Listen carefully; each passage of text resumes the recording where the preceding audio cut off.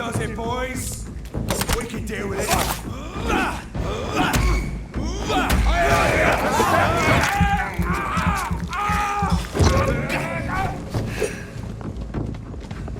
Away with you! Take a breath of this!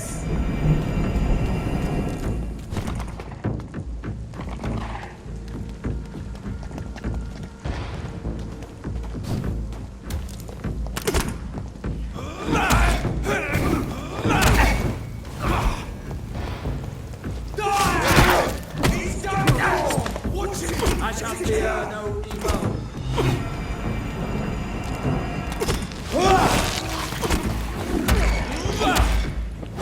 Oh, that's gonna smart.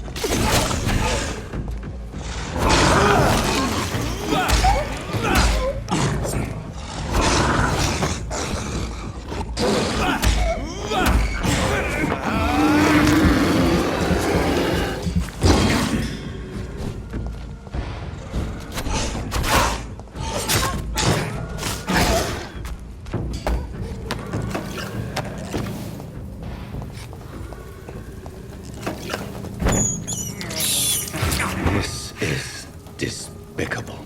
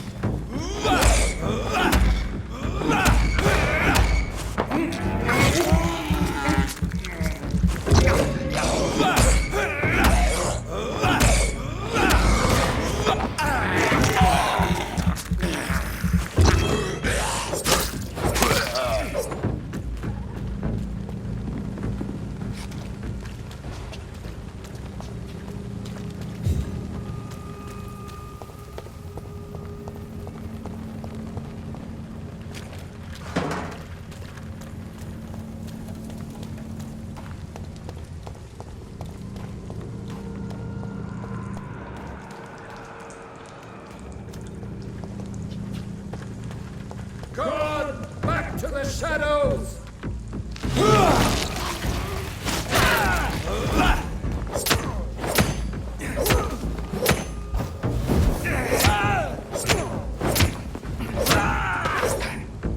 This man stunned me with his faith. His crucifix. This is not good news.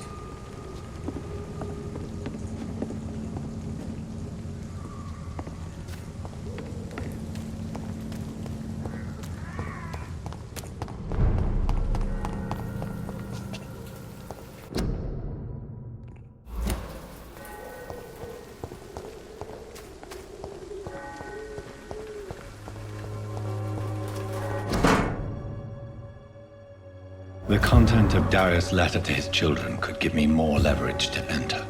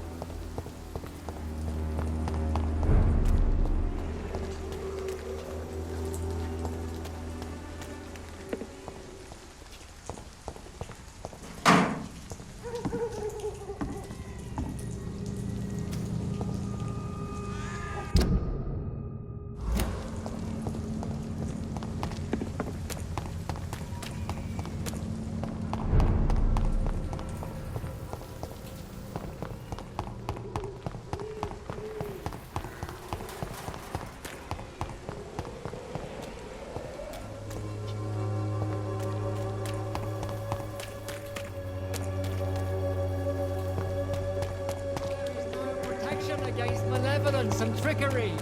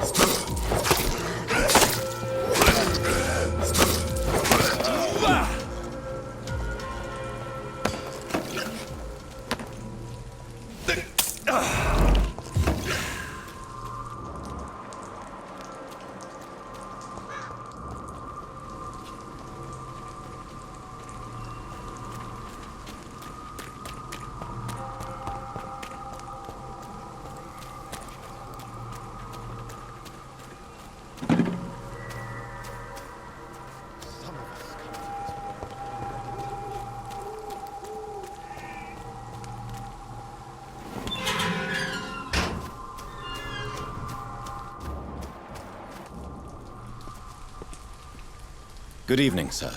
I'm Dr. Reed. I would like to ask you a few questions. Please be my guest.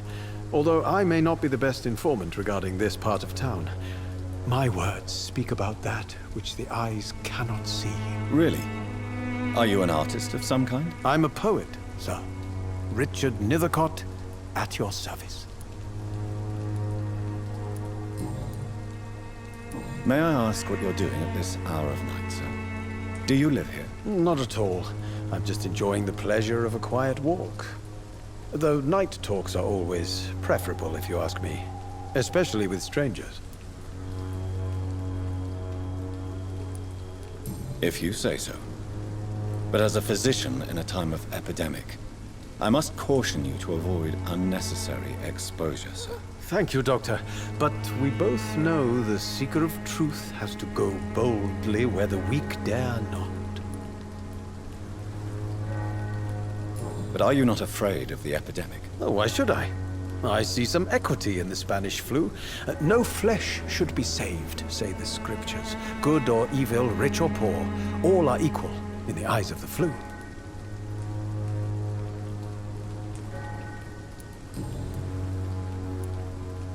What are your thoughts on the terrible situation in this city? Terrible, you say? No. Of course, the death of so many innocents is a tragedy. But the scourge has not been all bad for the city. Oh, no, sir. What are you talking about? Do you remember London before the flu? Noisy, cacophonic, quiet nowhere to be found. And now, listen to this oddly peaceful silence.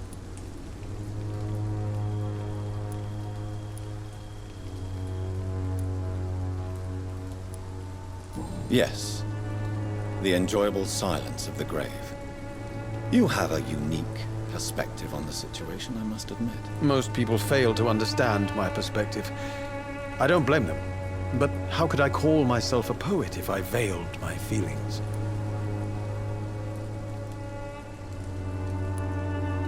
Are you aware that your life could be in danger in this part of town? But this is where I must be to feel the real beat of the city. I had to come, see it for myself, alone.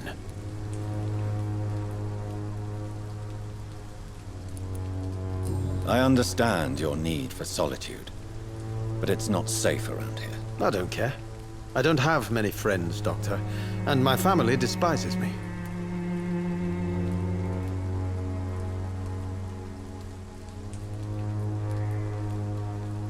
If some misfortune came upon you, who would be here to help you? Well, you for a start, my dear Doctor.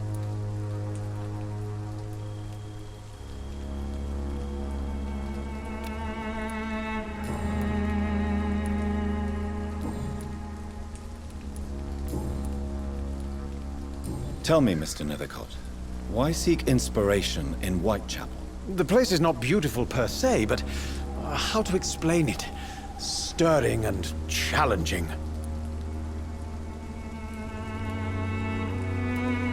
In what way, exactly? The struggle by gaslight, the barren smiles and the arid hunger under the rain. If you say so. Such vibrant antagonism and vivid paradox, the stripped humanity raged across each street. Vivid, of course, yes. And what about the poignant distress? Oh yes, the poignant distress. You see what I mean, don't you? That's what I want to write about, and that's what Whitechapel is made of.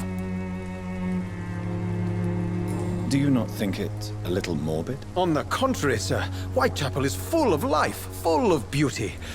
Just like my dear muse, the wonderful Camellia. What can you tell me about Camellia? Not much, and that's the beauty of it. She can't speak, you know. She's a locked mystery who exhales kindness and sweetness.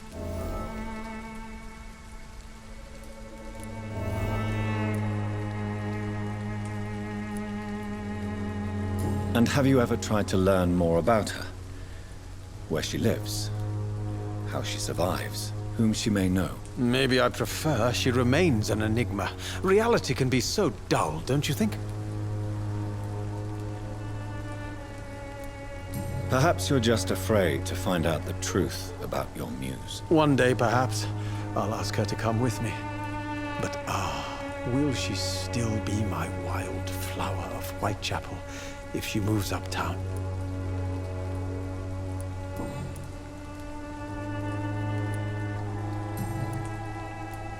Did you know the mute florist is a member of a secret society? No, I didn't. But I thank you for this information, sir. For it only enriches the mystery surrounding the precious Camellia. Are you not curious? Is there not more you wish to know? That girl has not an ounce of malice in her. Whatever she may be hiding, it's certain to be for the benefit of most, if not all. I fear you are a hopeless romantic, Mr. Nethercott. Guilty as charged, Dr. Reed.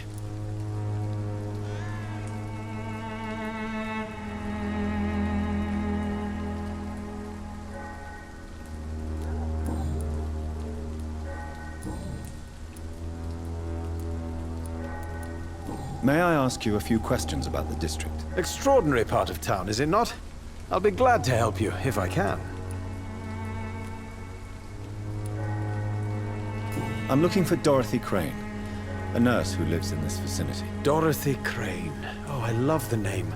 The Crane of Whitechapel. Sounds very mysterious. But, sorry, no, never heard of her. What can you tell me about an old man called Darius? Darius Petrescu? Yes, I know him. At first, I thought he was only a small publisher. I invited him to publish my work, but his reaction was pretty clear. Not interested in your talent? Darius is an old political activist who takes delight in printing tracts and lampoons. Those communist activities only require mediocre writing skills.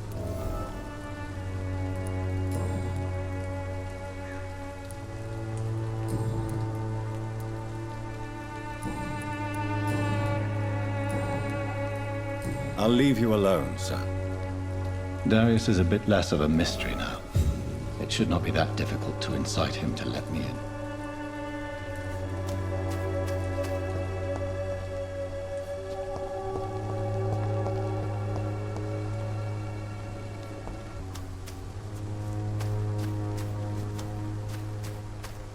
Oh, Camellia, the silent flower of Whitechapel, an angel made flesh, I tell you.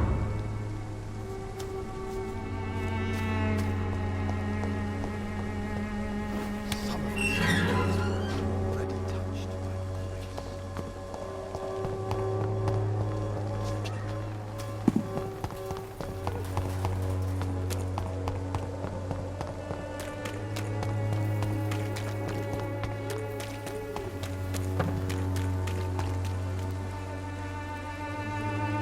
Good evening, Christina. Change your mind, Mr. Reed?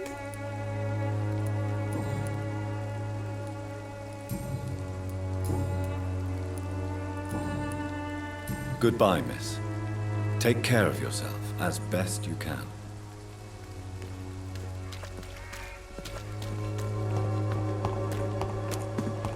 Come on, take a look. Don't be afraid.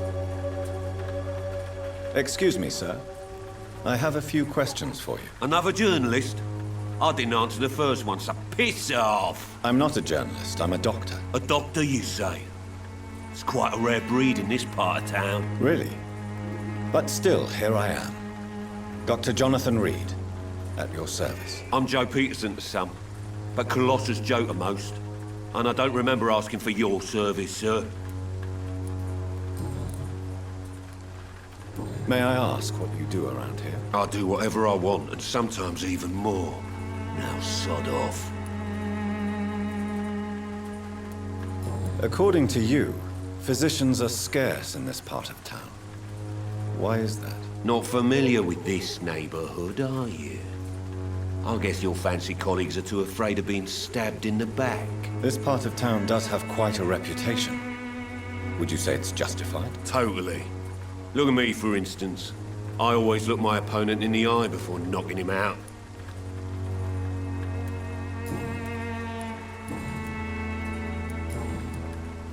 Have you heard of a nurse named Dorothy Crane? She's a colleague of mine, and is supposed to live around here. Dorothy Crane? Yeah, I know her. One of the few good souls who dare to help the sick around here. Could you please tell me more about her? She's a nice girl. Tries to help the migrants. I offered to give her a hand, but she said my reputation would attract too much attention. Goodbye, Mr. Peterson.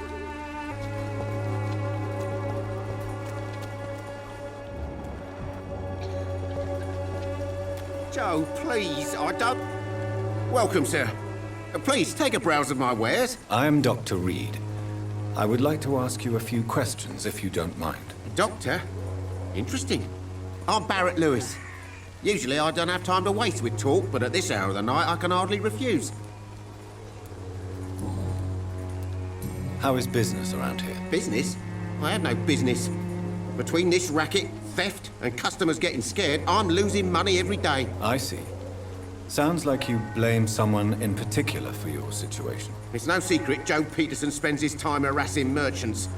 But with me, he's trying to put me out of business once and for all. As a merchant, you see Whitechapel every day. Have you noticed anything out of the ordinary recently? Well, you mean besides the epidemic, the war, and all the usual crap? As long as I can remember, this part of town has been a bottomless pit, and no sign of the bottom yet. Violence is increasing in the borough. Yeah. A few nights ago, some blokes jumped me. Came out of one of the condemned workshops. Fever, madness, something like that. Where did this happen? Why did you go there? In the closed workshops nearby. I worked there as an apprentice in better days. Now I only go to find trinkets or tools. Too bad I was mugged, though. There was good money in that little box of loot I lost. Have you been hurt? No, but that's only because I ran like hell. Those men were raving lunatics, I tell you. Not even able to speak anymore, just screaming.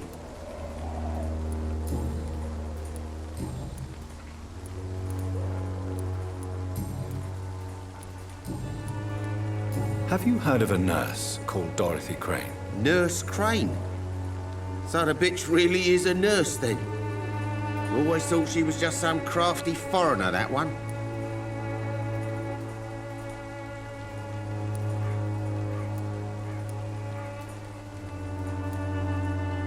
So she's trying to help her fellow immigrants. Why would that make her a villain? Dorothy Crane ain't even a real name. Something like Dorothea Craniu. Something like that. Came to England fleeing the war, I was told. That doesn't explain why she irritates you so much. Your precious Nurse Crane gives away medical supplies and prescriptions for free. I offered to sell it for a fair cut, but no. Miss Crane wanted to play the quiet saint. Right then. Show me what you have.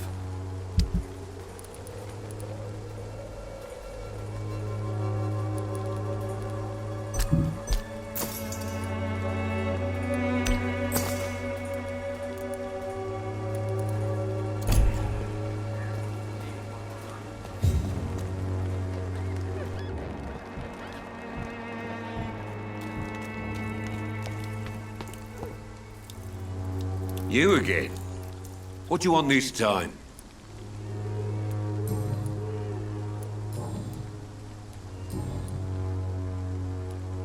How did you become the local bully everyone is afraid of, Joe? There's no pride in roughing up poor bastards. But this is the only job I've found. And it pays well, too. A job? So you're racketeering for someone else? I got enlisted by the Wet Boot Boys, a gang from the docks. I'm their muscle for their dirty work.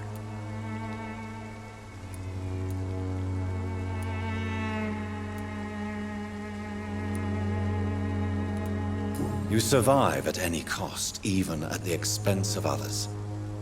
Perhaps that's just the law of nature. I don't care what you think, sir. I do what I have to do for my own reasons, and that's that. I'm not sure Mr. Lewis would agree with your by all means necessary philosophy, sir. Oh, do you really think he's the poor victim here? Barrett can be as sneaky as anyone. Long ago, I even called the bastard my best friend.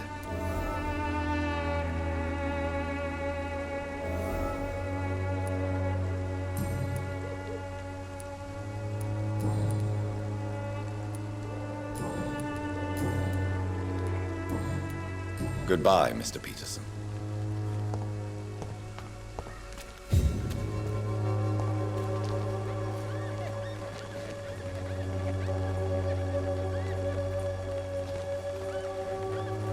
Fancy buying something, sir? You never lose your focus, do you?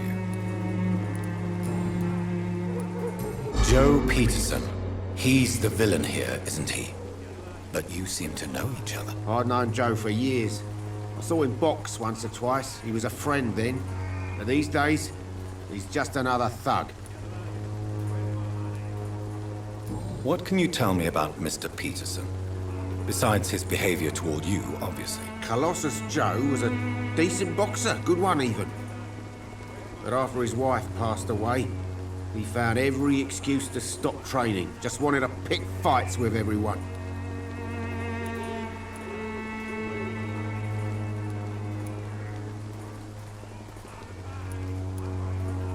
Without making excuses for him, it's safe to say that despair can poison even the sanest mind. We've all had some rough times, ain't we? But most of us don't use our fists to see us through. And no one has ever stood up to this thug. Nobody would be fool enough to stand against a wet boot boy.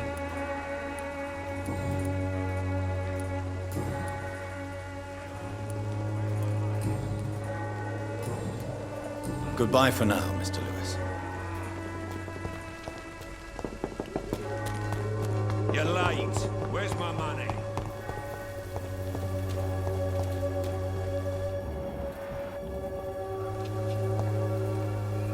Mr. Bates. Evening, Doctor.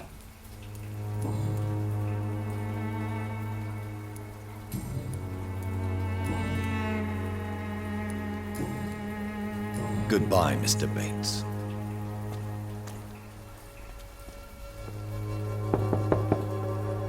Mr. Petrescu, just 1 minute, please. You again? Go away.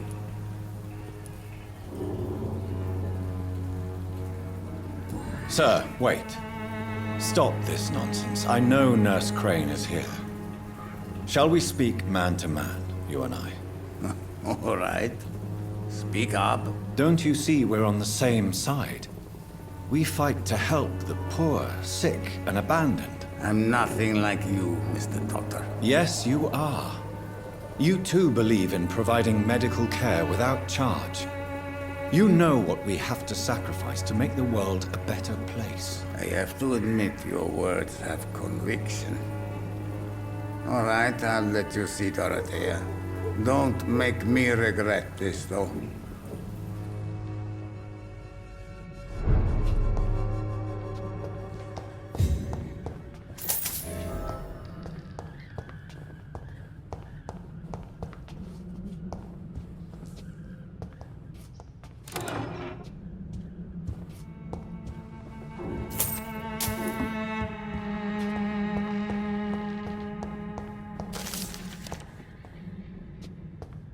It's locked, all right.